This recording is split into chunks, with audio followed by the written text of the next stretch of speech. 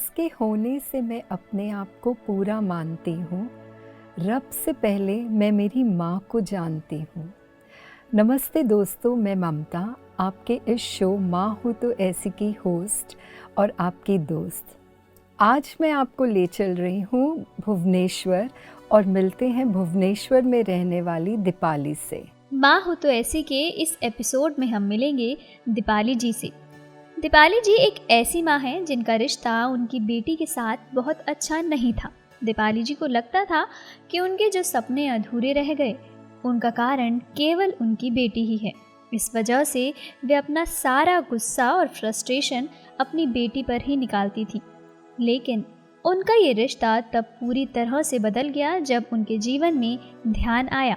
ध्यान से उनका दृष्टिकोण बदला और उनके अंदर सकारात्मक बदलाव आए।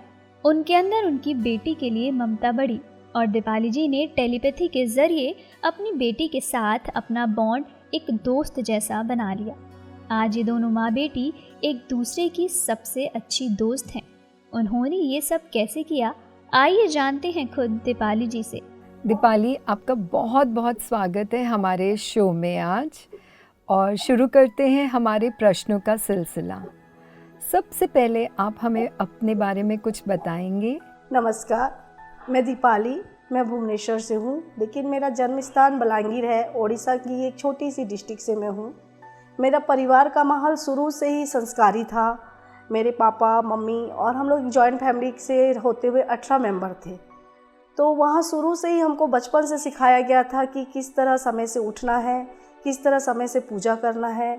यहाँ पे एक बात मुझे याद आती है कि जैसे ही सुबह का 6 बजता था, पापा मेरा नाम लेके पुकारते थे और मैं एक झटाक से उठती थी और नहाती थी। पापा का कहना था कि रात को जितने भी लेट पढ़े हो, जितने भी देर लेट सोए हो, लेकिन सुबह एक बार जल्दी उठ जाओ, भगवान नहा लो, ध्यान करो और उसके बाद पूजा पाठ करो। उसके बाद भले ही तुम दोपहर को सो जाओ। हम लोग 18 होते हुए भी हम लोग का 6:30 बजे तक पूरा परिवार नहा लेता था।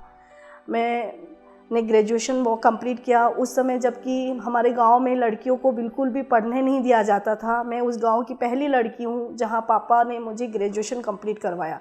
पापा को हमेशा लोग बोलते थे, क्या करना है लड़कियों को पढ़ा के, कौन सी तुम्हारी बेटी को तुमको कलेक्टर बनाना है, तुम ज़्यादा पढ़ा लोगे तो तुमको लड़का नहीं मिलेगा, लड़का नहीं होगा। तब भी पापा ने उन सब परिस्थितियों के बावजूद मुझे पढ़ाया। IAS के एग्ज़ाम की भी तैयारी करवाई। मम्मियों ने मुझे डिफरेंट क्लास करवाए।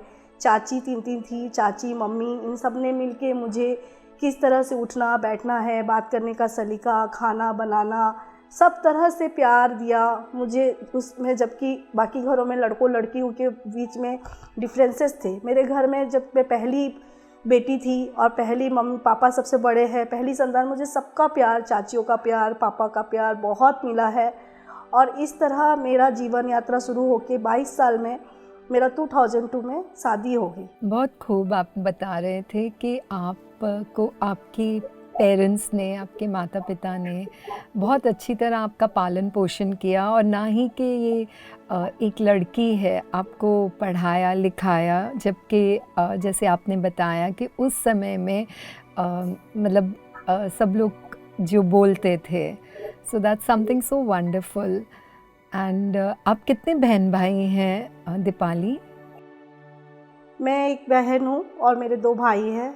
मैं बड़ी हूँ सबसे, 2 छोटे भाई हैं। जैसे कि बताया, पापा सबसे बड़े हैं, उसके बाद ही सारे मेरी चाचियों के बच्चे। तो हम तीनों भाई बहन बड़े हैं और सबसे बड़ी मैं हूँ। सब मेरे से बहुत छोटे हैं। दीपाली, आपने जैसे बताया आप 22 साल की थी जब आपकी शादी हुई, तो उस समय के हिसाब से तो सही था, बट आज के समय के हिसाब से हम देखें तो जैसे है बहुत छोटी उम्र में आपकी शादी हुई। तो आपकी शादी के बाद कैसे था आपकी शादी का जो ये सफ़र, नए जीवन का सफ़र? एक्चुअली जैसे कि मैंने बताया कि हम लोग का गांव का माहौल अच्छा नहीं था, घर में भी रेस्ट्रिक्शन थे और शुरू से माइंड मेकअप था कि पढ़ लिख के ज़्यादा कुछ नहीं करना है, नौकरी तो करने नहीं देंगे घर में। IAS की तैयारी करवाए, उसमें मैं सफल नहीं हुई। पापा का फिर मन था कि वकील बनूं, लेकिन दादी का प्रेशर था कि शादी समय, मतलब मेरी सारी फ्रेंड्स की शादी हो गई थी, सिर्फ मेरी ही शादी नहीं हुई थी हमारे जो ग्रुप्स में। तो मेरे सपने थे कि मैं अच्छी जगह बड़े शहर में शादी करूं, एक सिंगल फैमिली में शादी करूं और मैं अपने सपने को पूरा करूं। मेरा शुरू से फैशन डिज़ाइनिंग का मन था, स्कूटी सीखने का मन था। दूसरा मुझे लगा था कि जब जन्म लिए हैं तो हम ऐसा कुछ काम करें कि लोगों के मुंह में हमारा नाम हो, हमारी एक पहचान बने। तो मैं शुरू से जो बोलते हैं ना कि एक सपने लेके चली, तो इसलिए मेरे को शादी की जल्दी थी कि एक अच्छी जगह शादी हो जाए ताकि मैं अपने सपने पूरे कर सकूं। तो शादी हो गई मेरी। हस्बैंड भी मैं जैसे चाहती थी वैसे मिले, बहुत प्यार करने वाले, बहुत सपोर्टिव थे, सब कुछ था। लेकिन मेरी फर्स्ट प्रेगनेंसी ने सब कुछ डिस्टर्ब कर दिया। सो दीपाली, आप हमें कुछ अपनी प्रेगनेंसी के बारे में बताएंगी? जी मैम, जैसे मैंने कहा कि मेरे बहुत सपने थे और मैं चाहती थी कि मैं कुछ करूं ज़िंदगी में, उसलिए मुझे शादी की भी जल्दी थी और जैसे पति चाहती थी वैसे मिले। मेरी 14 दिसंबर 2002 को शादी हुई और 8 जनवरी 2003 में मुझे पता चलता है कि मैं प्रेग्नेंट हूँ। तो मेरे तो एक तरफ जहाँ खुशी थी कि ठीक है मैं माँ बन रही हूँ, दूसरी तरफ ऐसा था कि अभी 20-22 दिन में मैं अभी परिवार को ही नहीं समझ पाई हूँ, मैं अपने हस्बैंड को ही ठीक से समझ नहीं पाई हूँ। एक नई ज़िंदगी का बागडोर अपने कंधे पे लेते हुए एक और नई नन्ही सी जान जो मेरे अंदर पल रही है, उसकी जिम्मेदारी मैं कैसे लूँगी। और मेरे को लगता था कि भगवान मुझे बेटी ही देना, जो सपने मैं अपने अंदर पूरी नहीं कर पाई मैं अपनी बेटी के अंदर पूरी करूँगी। और इस तरह वो आज का ही वो खुशनसीब दिन है 2003 16 सितंबर। आज मेरी बेटी का बर्थडे है। मेरी फर्स्ट चाइल्ड बेटी है, मेरी 20 इयर्स कंप्लीट हो गया। आज मुझे माँ बनने का सौभाग्य मिला।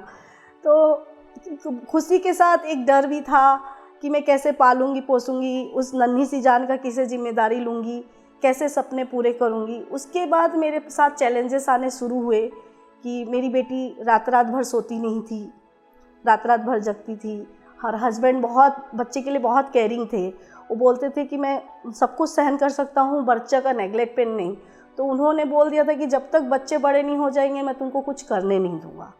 तो वहाँ से मेरे चैलेंजेस शुरू हुए। एक फ्रस्ट्रेशन मेरे अंदर आया कि मैं जो सपने लेके एक नया लाइफ शुरू की थी वो सपने पूरे नहीं हो रहे हैं।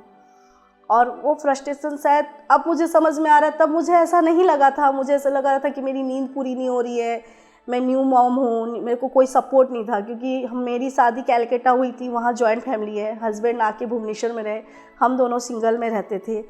तो कोई ऐसा मुझे बताने वाला नहीं था कि किस तरह को बच्चे को पालना है, करना है। हाँ, मेरी मम्मी का पूरा सपोर्ट था, गाइडेंस था, सब था। लेकिन बच्ची जैसे रात भर नहीं सोती थी, फिर दिन में उसको लेके पूरा सारे दिन का काम, तो फ्रस्ट्रेशन में बच्चे के ऊपर निकालना चालू कर दी। अब ऐसे लगता है कि जो मेरे सपने पूरे नहीं हो पाए वो सब, इसलिए शायद वो फ्रस्ट्रेशन में बच्चे के ऊपर निकाल। तो आपने बताया कि अब आप ये चीज़ को समझ रही हैं कि आप अपना सारा फ्रस्ट्रेशन अपने बच्चों पे निकालती थी। तो ये समझ आप में किस तरह आई? ध्यान से आई मैम। और जैसे जैसे ज़िंदगी में आगे बढ़े, बहुत सारे क्लासेस भी मैंने ध्यान से किए, बहुत सारे मास्टर्स किए। ये आनापानसती ध्यान PSSM से जुड़ने के बाद मेरे इनर कलिंग से आए। और मेरे बच्चे भी जैसे मेरे लिए ब्लेसिंग्स हैं। वो कोई दोनों बहुत बड़े मास्टर्स हैं, मेरी बेटी और ख़ास करके मेरा बेटा। तो उन लोगों के कॉपरेशन, हस्बैंड के कॉपरेशन, ये सब से मेरे माइंड में चेंजेस आए और लाइफ को समझने और सब चीज़ को जानने का मौका मिला। क्योंकि जैसे मैंने बताया कि मैं जहाँ से हूँ, मैं घर की 4 दीवारी से कभी बाहर नहीं निकली थी, बाहर की दुनिया नहीं दिखी थी।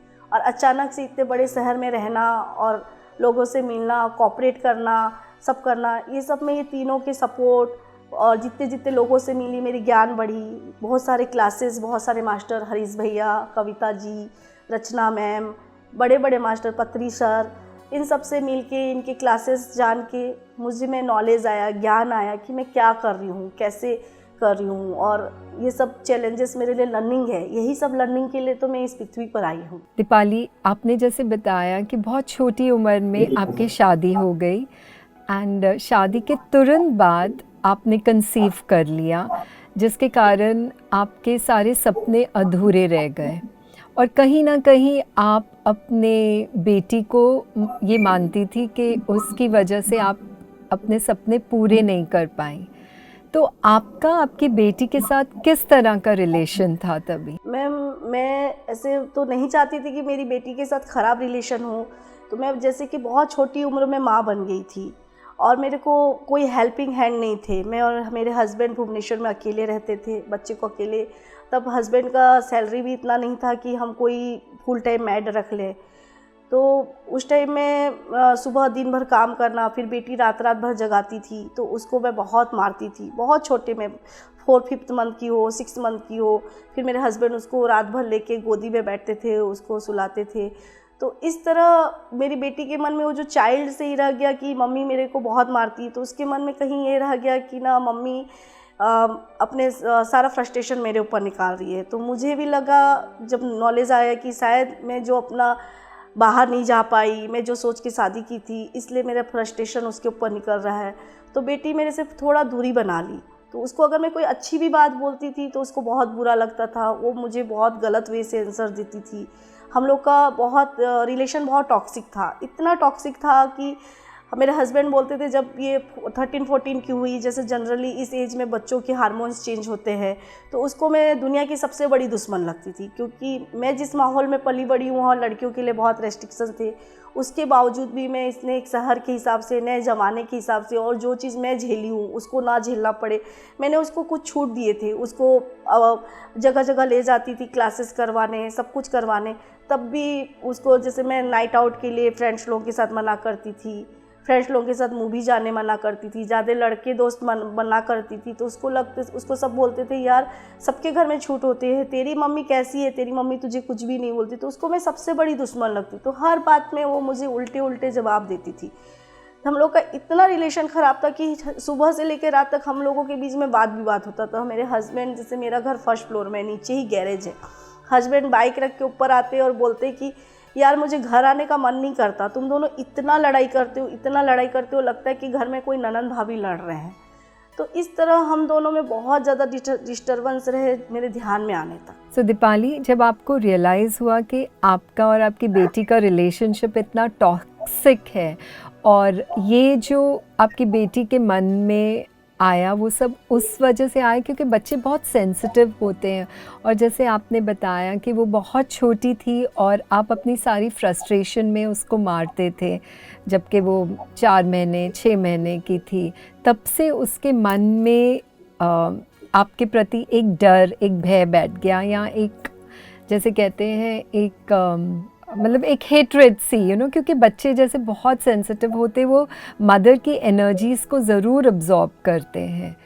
जब आपने इस चीज़ को महसूस किया तो कैसे आपने अपने अंदर वो बदलाव लाने की कोशिश की? मैम, उस टाइम मेरी मम्मी मेरी सबसे बड़ी गाइडेंस थी, क्योंकि मम्मी को भी लगता था कि मेरे इस तरह बिहेव करने के पीछे मम्मी का पालन पोषण, जो मम्मी मुझे समय नहीं दे पाई। मम्मी एक सोशल ऑर्गेनाइजेशन में थी उस समय, तो मम्मी ज़्यादा टाइम वहाँ दी थी। हालांकि हमारा जॉइंट फैमिली था, लेकिन शाम के बाद चाची लोग अपने अपने बच्चों को पढ़ाने चली जाते थे, और मम्मी कभी ऐसा, मेरे दोनों भाई बाहर पढ़ने चले गए हुए थे और मैं अकेली, जैसा कि बताई कि उस एज में ना टीवी था ना मोबाइल था, मैं एकदम अकेली हो जाती। हम लोग को रोज़ रोज़ फ्रेंड लोगों से भी मिलना अलाउ नहीं होता था, तो मम्मी को लगता था कहीं ना कहीं यही अकेलापन मेरा वजह है। तो मम्मी हमेशा मुझे यही समझाती थी कि बेटा, जो गलती मैंने तुम्हारे साथ की, तुम वो गलती अपने बच्चों के साथ मत करो। तो इस तरह फिर धीरे धीरे 2015-16 में मैं ध्यान में आई, और वहाँ से क्लासेस करने की वजह से मेरे अंदर बदलाव आया। मेरे हस्बैंड का भी बहुत नेचर सपोर्ट रहा कि वो मुझे समझाते थे कि तुम इस कदर करोगी तो बच्ची तुमसे दूर हो जाएगी। फिर तभी एक मूवी आई तारे ज़मीन पे। तारे ज़मीन में मूवी देखने के बाद मुझे बहुत सारी चीज़ें रियलाइज़ हुई कि मैं अपने बच्चे के साथ क्या कर रही हूँ। फिर जब बच्ची आके बताती थी कि उनकी मम्मी ऐसा करती, उनकी मम्मी, तब थोड़ा मेरे अंदर रियलाइजेशन, क्योंकि शुरू से मैं कहीं पे भी कुछ नया देखती हूँ, कुछ नया जानती हूँ, मेरे को जानने की बहुत इच्छा रहती थी, और मैं शुरू बचपन से ही थोड़ी स्पिरिचुअल की तरफ मेरा रुझान है। तो मेरा इस बीच सेकंड बच्चा आ गया था, और उसको हमारे भुवनेश्वर में तब कविता गुप्ता जी के यहाँ संडे की संडे क्लासेस होते थे, वहाँ भेजना चालू करी। बेटी को भी उसके साथ भेजती थी, पहले बेटी को ज्वाइन करवाई फिर बेटा को। तो वहाँ से इन लोगों के अंदर भी बदलाव आया, और फिर उन ज्ञान से फिर मेरे अंदर भी थोड़े थोड़े बदलाव आने चालू हुए। दीपाली, कुछ मुझे अपने सेकंड प्रेगनेंसी के बारे में बताएंगी? जी मैम, 2003 में मेरी बेटी के बॉर्न के बाद जो मेरे बिहेव चेंज हुए, 2005 में अचानक मुझे पता चलता है कि मुझे डिप्रेशन हो गया। ये जनरली तब होता है जब हमारी फर्स्ट प्रेगनेंसी के बाद कुछ हार्मोन्स चेंज होते हैं। इस चीज़ को घर में सबने नेगलेक्ट किया, उस बात का ध्यान नहीं दिया।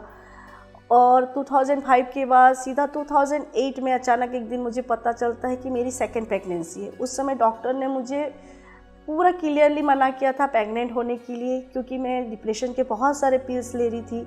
तो डॉक्टर को लगता था कि अगर जो भी मेरा बच्चा होगा वो हैंडीकैप्ड होगा, या तो दिमागी रूप से या शारीरिक रूप से।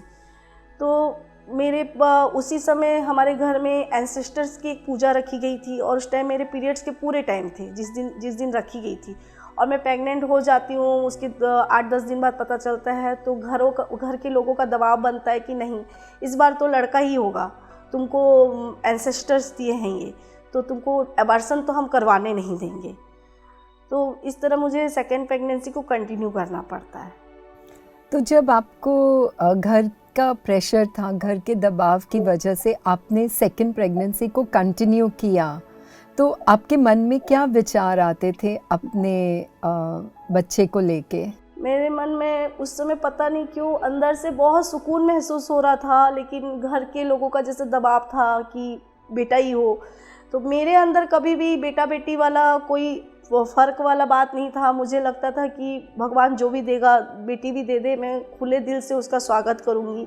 लेकिन घर में डेली सबकी बात सुन के कहीं अंदर डर लगता था कि अगर सेकंड भी बेटी हो गई तो क्या ये लोग मुझे कुछ करेंगे तो नहीं। रहने तो ऐसे मेरे ससुराल वाले सब बहुत अच्छे हैं, बहुत समझदार हैं, लेकिन होता है ना कि एक फैमिली कंप्लीट हो जाएगी। दूसरी वो ड्रग्स के लिए मुझे बहुत प्रॉब्लम हो रही थी कि कहीं मेरा बच्चा हैंडीकैप तो नहीं हो जाए।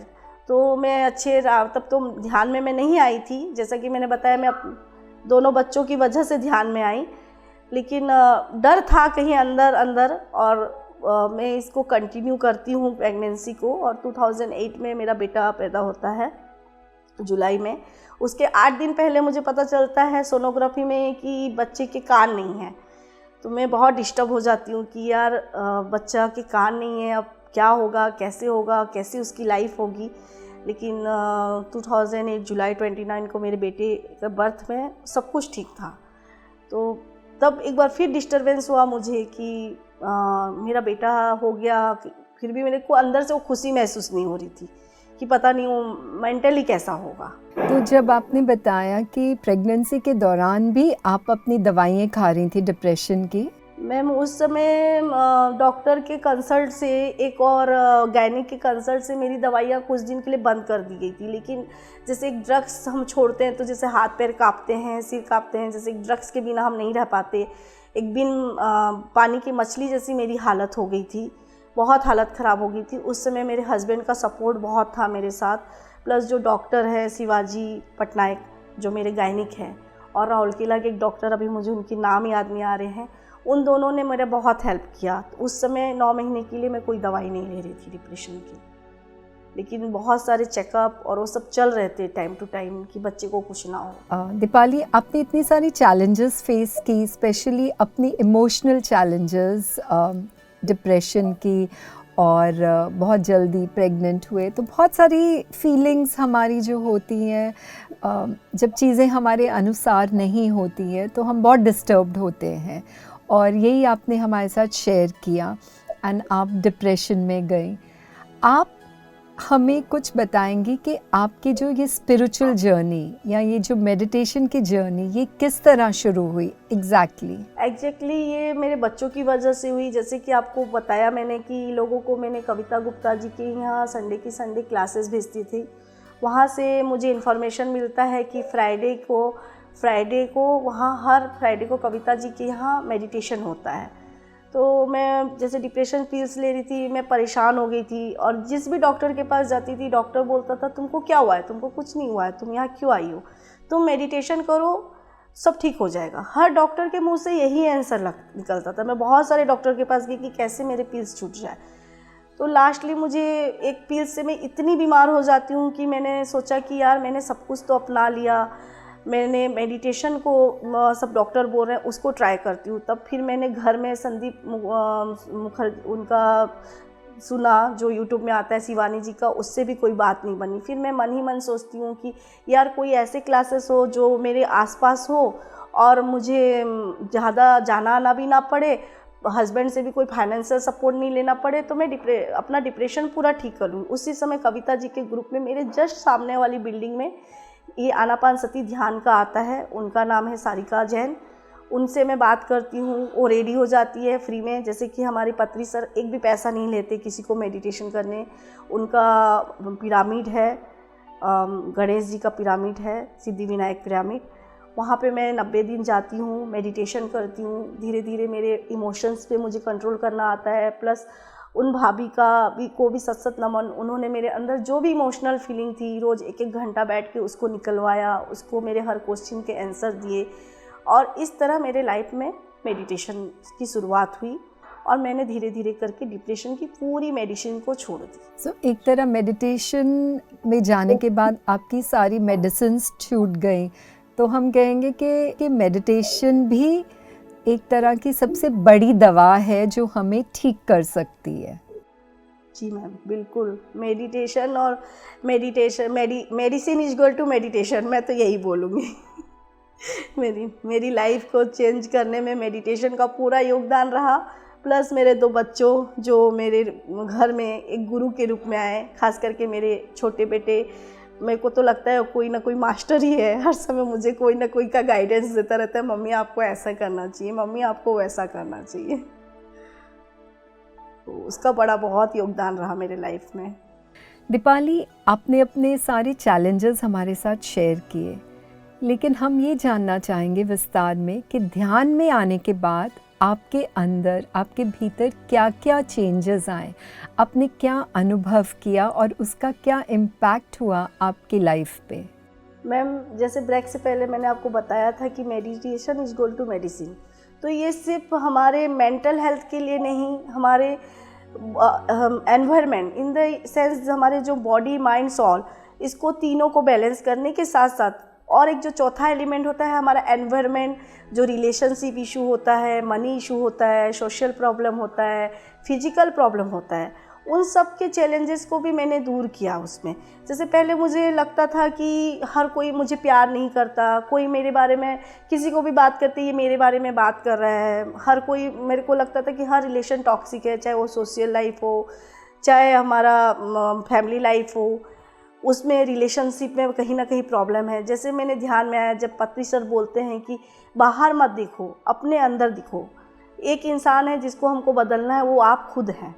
तो जब मैंने ध्यान में सांसों के साथ बैठा, अपने आप को समय दिया, कि जैसे विवेकानंद जी बोलते हैं कि अगर दिन भर में आपने अपने साथ वक्त नहीं बिताया तो दुनिया के सबसे खूबसूरत इंसान के साथ आपने वक्त नहीं बिताया।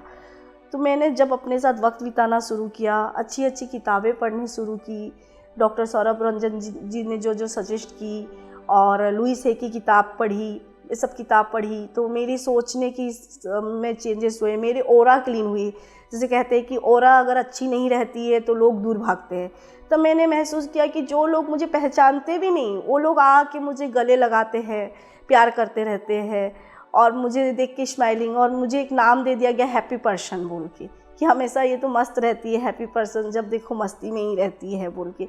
अब तक मुझे लगता था कि मैं कांटों से घिरी हुई हूँ, फिर बाद में मुझे समझ में आया कि जब मेडिटेशन में, कि कांटों से घिरी हुई गुलाब हूँ मैं, कि किस तरह मुझे यूनिवर्स ने बहुत सारे ब्लेसिंग्स दिए हैं, बच्चों के रूप में, मेरे मम्मी पापा के रूप में, मेरे भाइयों के रूप में, मेरे हस्बैंड के रूप में, यहाँ तक कि मेरी सास, वो ज़्यादा पढ़ी लिखी नहीं है, तब भी उनके बहुत सारे चीज़ ऐसे हैं कि मुझे लगने लगा कि बाद में हाँ यार ये तो बहुत सही बोलती है।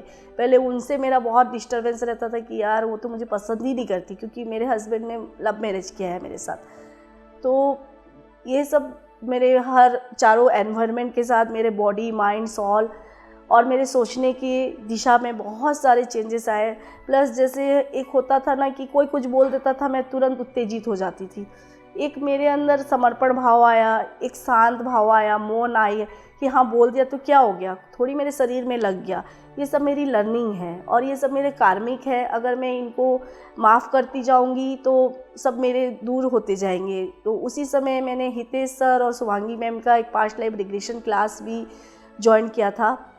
उस क्लास में जब सर ने बताया कि ए और बी दो इंसान होते हैं, अगर बी और ए का कोई कार्मिक अकाउंट है, बी हर चीज़ के लिए ए को माफ़ करते जाएगा तो हर तरह के परिवेश सुधरने लगते हैं। तो मैंने इसको अपने रियल लाइफ में अपनाना, डे टू डे लाइफ में अपनाना शुरू किया और सच में मुझे चमत्कार मिलने लग गए कि किस तरह हर कोई मुझे प्यार दे रहा है। मेरे सोचने का नज़रिया चेंज हुआ कि विक्टिम मैं नहीं हूँ, विक्टिम कोई नहीं है, सब अपना अपना रोल प्ले कर रहे हैं।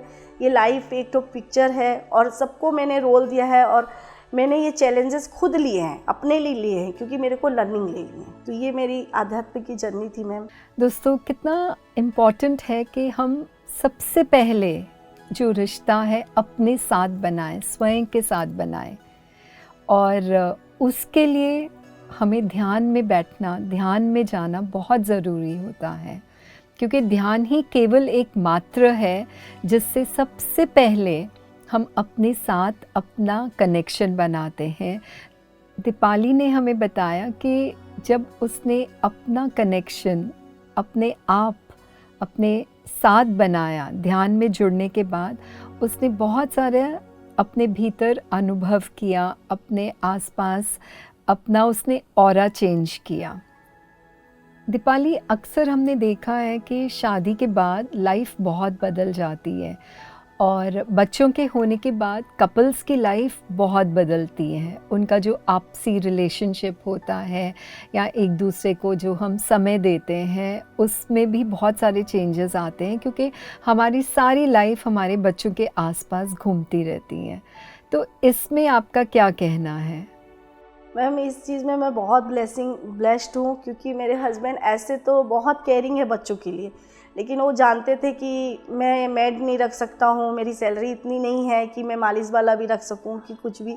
तो वो बहुत ज़्यादा सपोर्टिव थे मेरे साथ। जब उनका 9 बजे या 10 बजे तब ऑफिस होता था तो मॉर्निंग में बच्चों को मालिश करना, दूध पिलाना, सुला के जाना, और मेरे को तब तक बोलते थे कि तुम दोपहर का पूरा खाना बना लो, दोपहर तक का पूरा खाना। वो टिफ़िन लेके जाते थे। और मैं तब, मेरी फर्स्ट बेटी छोटी थी, तब तक तो ज़रूरत नहीं था। जब सेकेंड इशू के बाद बेटी और मेरा खाना तक बना के रख देती थी, बाकी सब चीज़ें भी, ताकि बाद में मैं बच्चों को अकेला ना छोड़ सकूं, उनको भी टाइम दे सकूं। जैसा कि मैंने बताया कि मेरे अंदर भी एक फीलिंग थी कि मम्मी ने मुझे कहीं समय नहीं दिया। तो मम्मी बोलती थी कि मैं तुम्हारा बचपन ही कभी नहीं देख पाई, तुम मेरा कभी कभी रोना आ जाता था कि मैं तुम्हारे साथ खेल नहीं पाती हूँ। तो मैंने उस चीज़ को सुना, समझा, तो मैं भी वैसे टाइमिंग करती थी कि मैं बच्चों को समय दूँ। और मेरे हस्बैंड का एक टाइम फिक्स रहता था कि सुबह 6:30 से 7 हम साथ में चाय पियेंगे और वक्त बिताएंगे, वो आधा घंटा। तो वो वक्त हम बिताते थे साथ में। उस बीच हम लोगों को जो भी बातें करनी होती थी, तो मेरे हस्बैंड बहुत बैलेंस करके चलते थे, बच्चों को के साथ कैसे समय बिताना है, मेरे साथ। रात को भी वो कॉल करके बोल देते थे कि मैं आने के बाद तुम रोटी बनाना, मैं बच्चों को पकड़ूंगा। जैसे ही बच्चे सोते थे, चलो हम सो जाते हैं, ताकि हम लोग को भी एक दूसरे के लिए टाइम मिले। तो इस चीज़ में मैम मेरे को कभी भी प्रॉब्लम नहीं आई, कि कभी भी मुझे ऐसा नहीं लगा कि मेरे हस्बैंड मेरा ध्यान नहीं दे रहे हैं, या हस्बैंड को ऐसा नहीं लगा कि हम लोग बट गए हैं, बच्चों और हमारे रिलेशन में हम लोगों में बट गए हैं। तो इस चीज़ के लिए कभी भी मुझे कोई शिकायत नहीं है मैम। दीपाली, अब आपका रिश्ता किस तरह, अब आपका रिलेशनशिप किस तरह है आपकी बेटी के साथ? जैसा कि मैम मैंने बताया कि मेरे को तब ज्ञान आने लग गया कि मैं बेटी के साथ क्या कर रही हूँ, और मेरी भी गलतियाँ हैं। हो सकता है, हाँ, हितेश सर की क्लास के बाद मुझे समझ में आया, हो सकता है हम दोनों का कोई कार्मिक अकाउंट है, तो मैं उसको माफ़ करना शुरू करती हूँ। और एक मैम की क्लास में, रचना मैम का क्लास था शायद, वहाँ से मुझे पता चलता है कि उस दिन भी, क्लास के दिन भी, मैंने बेटी जबकि 13-14 ईयर्स की हो गई थी, मैंने उसको बहुत मारा था, और उसका गिल्ट अभी तक भी कहीं ना कहीं मेरे मन में है। उस दिन के बाद पता नहीं मेरे लाइफ में चेंजेस आ गया। उसके बाद मैम के क्लास सुनने के बाद मैम ने जब बोला कि हमको जब भी अगर बच्चे से अपने कुछ भी बात करनी होती है, अगर हम फिज़िकल नहीं कर पा रहे हैं तो टेलीपैथी से बात करें, तब उसको मैंने अपनी लाइफ में अपनाया। और जो भी बात मुझे अपनी बेटी से बोलना होता था, जैसे मैंने बताया कि बेटी को लगता था कि मैं तो उसकी दुश्मन हूँ हर चीज़ में, मैंने उससे टेलीपैथी से बात शुरू करने लगा। उसके बाद वो जो भी मिसबिहेव मेरे साथ करती थी, मैंने शांत भाव से उसको सोचा, समझा, उसको लेटर लिख लिख के बताना चालू किया। उससे बेटी में भी बदलाव आने लग गया। वो उसमें उसने भी उस चीज़ को अपनाया कि अब उसको भी कुछ बोलना होता था तो वो लेटर लिख के मुझे बोलती थी कि मम्मी मेरे को ये प्रॉब्लम है आपसे, आपने ये मेरे साथ गलत किया। फिर मैंने उससे माफ़ी मांगी, होनोपोनो किया कि बेटा मैंने जो भी किया अज्ञानता में किया, मुझे पता है कि मुझे ये सब नहीं करना चाहिए। फिर मेरे क्लासेस के साथ मेरे बच्चे भी ये सब क्लासेस देखते थे, सुनते थे, तो उनको भी लगने लग गया कि ये सब हम लोग जो एक कर रहे हैं, रोल प्ले कर रहे हैं, कोई ना कोई रीजन से एक दूसरे से जुड़े हैं। तो अब मेरी बेटी के साथ इतनी अच्छी रिलेशन है कि आज भी वो मेरे को उसके बर्थडे होने के बावजूद मेरे को समय दे के इतना दूर मेरे घर से मेरे साथ लाई है। हर चीज़ में मम्मी ये पहनो, मम्मी ऐसा करो, मम्मी वैसा करो। उसके बिना तो मैं जीवन की कल्पना ही नहीं कर सकती हूँ। उसकी वजह से मैंने बहुत, बाकी घरों में जैसे बच्चे माँ लोग कुछ गलत बोल दे तो हंसी उड़ाते हैं, मेरी बेटियाँ बच्चे मम्मी ये चीज़ ऐसे नहीं ऐसे बोलते हैं, इसको ऐसे नहीं ऐसे करते हैं, इसको वैसे नहीं, हर चीज़, यहाँ तक कि जूम का भी हर चीज़ मेरे दोनों बच्चों ने मुझे सिखाया। तो अब मेरी बेटी के साथ मेरा बहुत अच्छा, मतलब best friend of the world बोलूँ तो मेरी बेटी ही मेरे लिए है, मेरी मम्मी की बात, जिसके बिना मैं ज़िंदगी की कल्पना भी नहीं कर सकती हूँ। आपके लिए मेरे पास एक छोटा सा सरप्राइज़ है, चलते हैं वो सरप्राइज़ देखते हैं अभी। हाय माँ, सबसे पहले I love you and I love you a lot, not because you are my mother but you have also been a friend and a supportive figure for me through my entire life. And जब जब मुझे आपकी ज़रूरत थी you are always there to give me that helping hand. मुझे कभी ऐसे पूछना नहीं पड़ा आपसे कि मम्मा आर यू देयर और not, but you were there without even asking. Secondly there have been times in the past, I remember, जो भी हुआ है पास्ट में वो नहीं होना चाहिए था, but to be honest I thank all those situations that happened और अराइव्ड। जैसा कि कहते हैं कि जो होता है अच्छे के लिए होता है, सिमिलरली जो भी हुआ पास्ट में वो बहुत अच्छे के लिए हुआ, बिकॉज जो भी हुआ है उसी की वजह से ही आज जो भी हमारा रिलेशनशिप है वो बन पाया है। अगर वो सब नहीं होता तो आई डोंट थिंक कि हम इतने अच्छे फ्रेंड्स होते, बेस्ट फ्रेंड्स होते। I may have a lot of best friends in my life, but you will be my first and most important best friend for me. Secondly, there have been times जब पापा मुझे support नहीं करते या everyone in the family don't support me and they are against my opinions or decisions, but you have also been always been there उस वक्त भी। जब मैं गलत होती हूँ आप मुझे बताते हो कि मैं कहाँ गलत हूँ, और जहाँ सही होती हूँ आप हमेशा मेरे साथ मेरे पीछे होते हो कि बेटा तू कर, मैं हूँ। Second, you have always been that proud parent for me. मैंने जो भी अचीव किया है आज तक अपनी लाइफ में सब आपकी वजह से किया है। जितना टैलेंट मेरे अंदर है, people have told me that I am God gifted, but I would say I am mother gifted, because आप नहीं होते तो ये सब टैलेंट कभी नहीं होता मेरे अंदर। I remember I hated dance and I hated sketching, but today I am an artist and people know me as an artist, as Disha Sahiwal, because I am the daughter of Dipali Sahiwal. Most importantly ऐसा बहुत घरों में होता है जहाँ पे लड़कियाँ जाती है अपने मॉम डैड को बोलने के लिए कि they don't feel safe around a certain person and they are uncomfortable around a certain person, या they have been through situations जो उनके साथ नहीं होना चाहिए था। बट मेरे को कभी उस चीज़ के लिए डरने का ज़रूरत नहीं था कि मेरे मॉम डैड क्या सोचेंगे उस बारे में। You guys have always been there. मेरे साथ जो भी सिचुएशंस हुआ है पास्ट में, you have taken the right actions for it. Secondly I would want to say कि हर पेरेंट को ऐसा होना चाहिए जैसे मेरे मॉम डैड हैं। They have never question me कि तुम क्यों उस सिचुएशन में थी, या why did this happen to you and not anyone else. You have always asked me कि are you okay now, are you good to go, तुम कर सकती हो या नहीं। तो whenever I have fallen down, you have been there, and I know you will be there in the future. It's been 20 years of this amazing bond, and I look forward to this amazing bond through my entire life. Thank you. I love you. Thank you बेटा, बहुत अच्छा surprise मिला ma'am. Thank you PMC Hindi को कि मुझे समझ में आया कि मेरे बच्चे मेरे बारे में क्या सोचते हैं। तो सच में वो सब सर्कमस्टेंस सिचुएशन हमारे लिए ब्लेसिंग बन के आए कि हम लोगों के बीच की एक बॉन्डिंग बहुत अच्छी हो पाई। That's so beautiful. इतना अच्छी तरह उसने सारा कुछ बताया, और ख़ासकर जो उसने कहा कि जो भी सिचुएशंस, जो भी चैलेंजेस आई वो अच्छे के लिए आई हैं। दीपाली, आपका बहुत बहुत धन्यवाद हमारे शो में आज आने के लिए, और आपने अपनी जो जर्नी के बारे में शेयर किया, और सबसे पहले जो आपने इतनी हिम्मत दिखाई और अपने आप को अपनी लाइफ सिचुएशंस जैसे डिप्रेशन है उससे अपने आप को बाहर उभारा है ध्यान के through. So this is really amazing and incredible. Thank you ma'am. ये सब के लिए मैं पत्री सर और पीएमसी हिंदी का भी बहुत बहुत धन्यवाद करूँगी कि हम माओं को अपना भावनाओं में बोलने और व्यक्त करने का मौका मिलता है. दीपाली, कुछ बाकी मदर्स के लिए कोई मैसेज देना चाहेंगी आप? जी मैम, मैं हर मदर्स को यही बोलूँगी कि अपने बच्चों के साथ ज़रूर से ज़रूर समय बिताएं. अगर कोई बच्चा आप कितने भी बिजी हो और आके बोलता है कि मम्मी आप सुनो, तो अपना काम छोड़ के उनको सुने. और ख़ास करके लड़कियों की मम्मी को बोलूँगी कि अगर कोई बच्ची आपको आकर बोलती कि मम्मी मैं इस रास्ते से गुजर रही थी तो मेरे को ये प्रॉब्लम हुआ कि वो अंकल मुझे घूर रहे हैं, तब आप बच्ची को ये मत बोलो कि तुमको क्या ज़रूरत थी उस रास्ते से आने की, तुम क्यों उधर देख रही हो. उस समय आपको बच्ची का साथ दो, बच्चों को इस तरह के फ्रेंड्स बनो कि बच्चे आके कंफर्टेबली आपको हर चीज़ बोलें और हर चीज़ आपसे शेयर कर सके, और उनको लगे कि लाइफ में उनके पास कोई ऐसा है सपोर्ट सिस्टम कि उनको किसी भी समय कुछ भी जाके बोल सकते हैं. दीपाली, आपका बहुत बहुत धन्यवाद. आप हमारे शो में आई और आपने अपनी लाइफ जर्नी के बारे में शेयर किया. हमें बहुत अच्छा लगा सुनकर किस तरह आपने अपने आप में इतना बदलाव लेकर आई हैं थ्रू मेडिटेशन. ये एक बहुत बड़ी अचीवमेंट होती है, एंड स्पेशली जब हम जानते हैं कि हमारे अंदर ये कमियां हैं. हमारे पास ये सब टूल्स होते हैं जिससे हम अपनी कमियों को दूर कर सकते हैं. Thank you ma'am.